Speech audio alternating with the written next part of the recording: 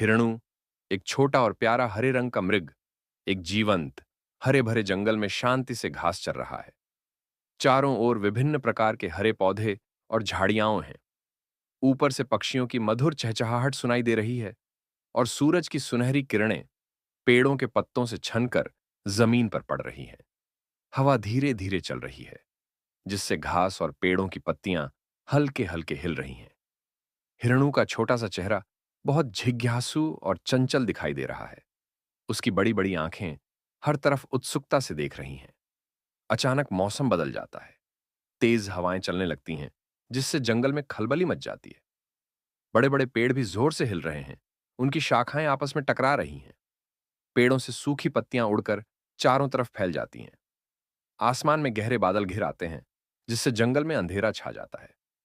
हिरणु अचानक से सतर्क हो जाता है। घास चरना छोड़कर वह चारों ओर देखता है।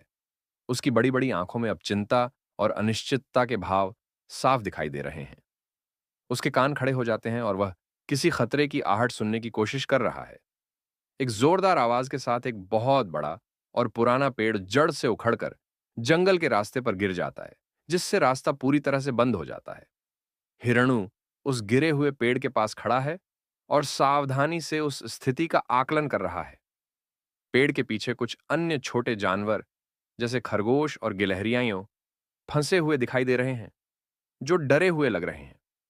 हिरणु अपनी हिम्मत जुटाकर गिरे हुए भारी पेड़ को धकेलने का प्रयास करता है।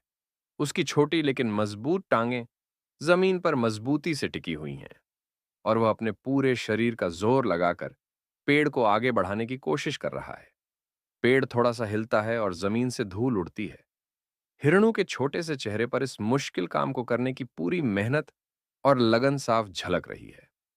आखिरकार हिरणु की लगातार कोशिशों के बाद वह भारी पेड़ थोड़ा सा खिसक जाता है, जिससे रास्ता खुल जाता है। हिरणु अब थका हुआ महसूस कर रहा है, लेकिन उसके चेहरे पर एक प्यारी सी मुस्कान और खुशी का भाव है।